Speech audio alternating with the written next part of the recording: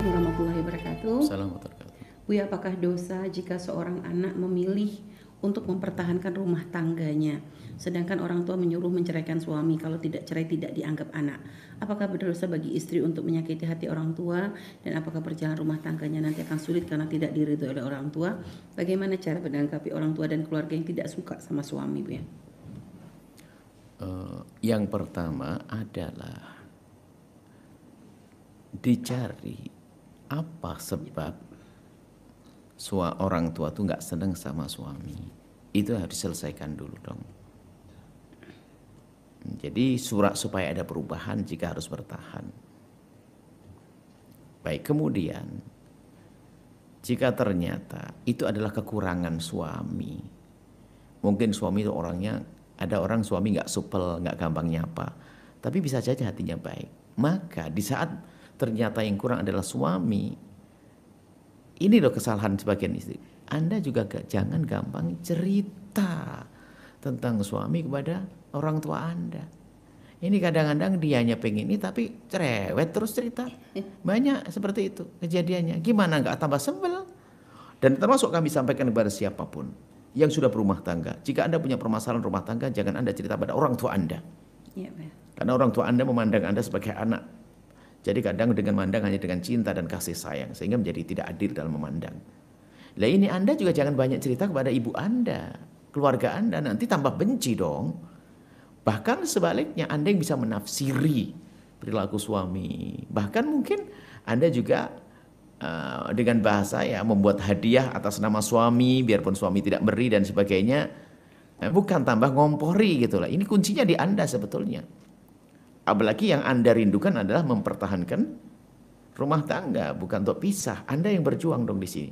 Cuman kita pengen tahu apa sih sebabnya, pengen tahu dulu. Jangan-jangan Anda yang dikit-dikit cerita ke orang tua, cerita orang tua jadi senak semuanya. Iya, akhirnya sebel. Kenapa suami kok begitu? Akhirnya begitu. Akhirnya seperti itu. Akhirnya nyuruh cerai.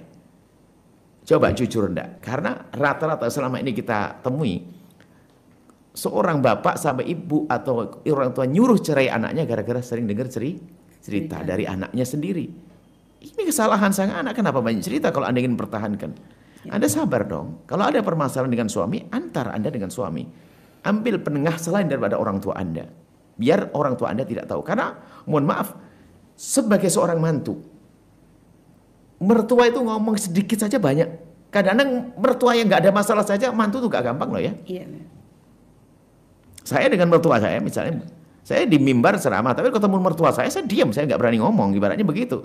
Ini ada Umi ini. Dan beda, apalagi di saat mertua marah, kira-kira kebayang bagaimana. Itu loh, jadi memang beda antara mertua itu dengan orang tua beda. Maka jangan dibikin suami Anda ketakutan dengan mertuanya, dengan bapak ibu Anda, karena Anda sering cerita. Maka jangan cerita jangan banyak cerita kepada ibu Anda, ayah Anda. Nanti dari cerita Anda mereka marah. Sehingga waktu marahnya dia itu pas suami Anda datang. Sehingga tidak ada senyum dan sebagainya. Tambah takut suami Anda datang. Jadi yang perlu dibenahi diri Anda dulu sebelum yang lainnya. Baik, setelah itu. Kalau ternyata suami Anda baik-baik, tidak ada masalah menurut Anda. Hanya karena ketidakbaikan orang tua, maka Anda tidak perlu nuruti orang tua. Pertahankan rumah tangga Anda.